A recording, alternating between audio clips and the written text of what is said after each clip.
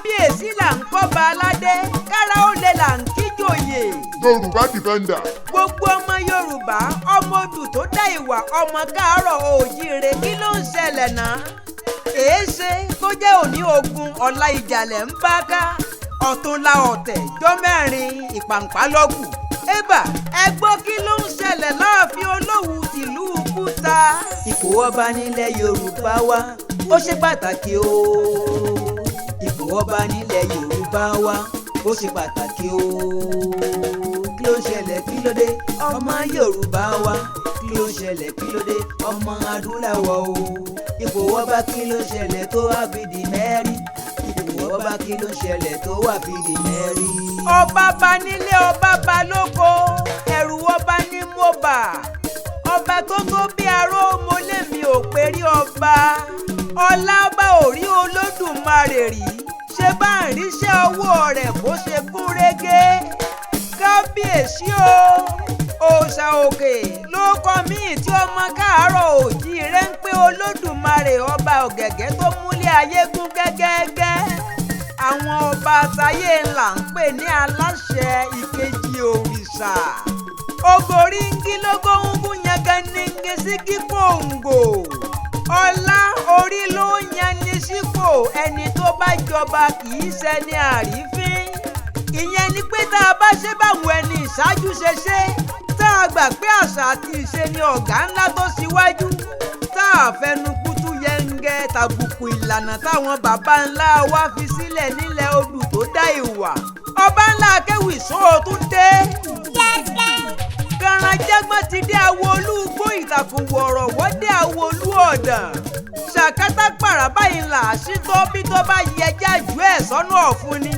ọlá ó ti tó gẹ́ẹ́ ká forin fọ́gbà yẹn ga fáwọn oníṣẹ́ bí. àwọn ọ̀bàyéjẹ́ òṣìkà ẹ̀dá tẹ́ ń dọwọ́ gbogbo Yorùbá mọ́lẹ̀. ọlá bí kí bá rẹ́lugi tòkí ẹ̀ ló yá kọ́kọ́ rékù kó lè járí ibi lọ. gbogbo ẹ̀yin bloggers tẹ́ ń fẹnu tàbùkù ọba ilẹ̀ Yorùbá ẹ̀yin tẹ́ ń gbà lọ tẹ́ ẹ lẹ́ ń pìtàn àrọ́bá. orúkọ yín lẹ́rúkẹ́rú tó fẹ́ jogún kógún tó wá ń pàtàkì tàn. èmi jọ ìwọ ojú mi ọ̀rọ̀ ọ̀ọ́nìrìṣà àtàláàfin ikú bàbá yèyé kì í ṣe ń tá a lè máa gbà bí ẹni gbàgbá ọtí rárá.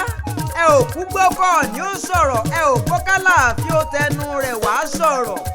ibi ọ̀rọ̀ dúró dé kó ní kálukú ọgbọ́mọ rẹ̀ níwọ̀ ẹ fà wọ́n létí kẹ́ ẹ tọwọ́ ọmọ yín bọnú aṣọ. a ò fógun fọ́tẹ̀ ńlẹ̀ Yorùbá mọ́ ìdàgbàsókè ló kù wá kù. Àlàní gẹ́gẹ́ bí Yorùbá defender mo ti rí ọba aládé kan tá a lè dìrọ̀ mọ́. peacemaker ẹlẹ́yinjú àánú olùfẹ́ aráàlú His Royal Majesty Ọba Ahmed Adékúnlé Oyèlúdé Mákàmá Tẹgbósùndìtọ̀ CON Olówu of Òwu Kúta Kingdom ní ìpínlẹ̀ Ọ̀ṣun tiwantiwa lórílẹ̀‐èdè Nàìjíríà.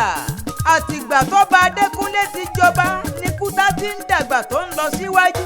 ìlú ń tùbà bẹ́ẹ̀ ni ìlú ń tùṣẹ́. eku ń ké bí eku ẹyẹ ń ké bí ẹyẹ ọmọ ènìyàn ń fọhùn bí ọmọ ènìyàn. ọba tí kì í talẹ̀ tí kì í gbáre fẹ́lẹ́bí tí kì í gbẹ̀bí fáláre. ọba Adékúnlé sọgbódilé ó ṣàtàndọjà ó tún wá sọ̀gbẹ́ dìgboro. ṣe bẹ́ẹ̀ rí pálásì ìgbàlódé ààfin tó sára ọ̀tọ̀ tí ò sírú ẹ̀ lágbègbè tó wà. ọlá bá a bá rẹ́ni tó ṣe ń ré ó tó káròyìn ẹ̀ fáráyé. ṣe báwa náà là ń rojọ́ ìkà fáráyé kí ló wá dé tá a fẹ́ bolóore mọ́lẹ̀.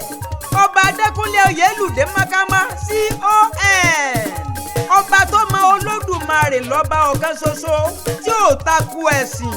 mùsùlùmí lẹ́yìn ni àbí kìrìsìtẹ́nì bó jẹ́ ẹlẹ́sìn ìṣẹ̀ṣe tẹ́ ẹ bá dọ̀dọ̀ Oyèlúdé á sọ pé ẹ káàbọ̀. Olówu Kúta kò figbá kan bọ̀ kán nú rí òrólé apá kan dápá kan sí bó ṣe ń ṣe fara alé ló ń ṣe fara oko. tọmọdé tàgbà Òwu Kúta ló ń jàǹfààní ẹ̀. bẹ́ẹ̀ntì ẹ rí akíkanjú Oyèlúdé ọmọ Olówu Òdùrú ọmọ ajífẹ́pẹ́ ṣeré. bẹ́ẹ̀ mo mọ̀ pé ará Òwu kì í ránró àwí ìmẹ́nukú òní tó wù. ọmọ Kúta ń tì akíkanjú akọni àtẹ̀lúdó. bàbá Olówu mo fẹ́ rán yín sí àjọ lọ́balọ́ba ní ìpínlẹ̀ Ọ̀ṣun àti gbogbo káàárọ̀ oòjíire pátápátá. Ẹni ọba ńlá Akéwì sọ pé kẹ́ ẹ ṣera yín lọ́kan, kẹ́ ẹ ṣera yín lóṣùṣù ọwọ̀. Torá ìrìnkọ̀ ejò ló ń jọmọ ejò níyà lọ́jọ́sí. Àlàní ikẹ́ tó parapọ̀ ní malé, èrùn tó parapọ̀ ní màgìyàn.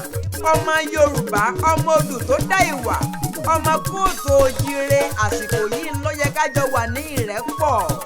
Afúnyìnyín akẹ́yìnyín òyìnyín akẹ́bí wúrà. Àlàní Olódùmarè lèmi fi ṣègbẹ́kẹ̀lé.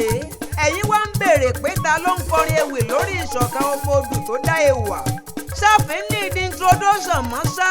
Wẹ́ẹ́ bẹ́ẹ̀ o mẹ́rin ṣe ò gbóhùn erin. Ẹ ò mọ̀ṣà ẹ ò jiyàn lọ́bẹ̀ ń dán. Ààrẹ agbáṣàga amúlùdùn àtọpinpin lèmi ń jẹ́ o. Ọba ńlá Akéwì tó ń ṣojú mẹ̀kúnnù lọ́dọ̀ ìjọba. Jagunlabi Gbáǹkọ́gbìn ló ń bọ́ lọ́wọ́lọ́wọ́. Akékaka lójú ọlọ́rọ̀ mọ́jàyà lóló. Ẹni jẹ́ ń kọminú ẹ̀ tí ò kọminú baba ńlá. Bàkúbà bá wọn ní gbàlẹ̀.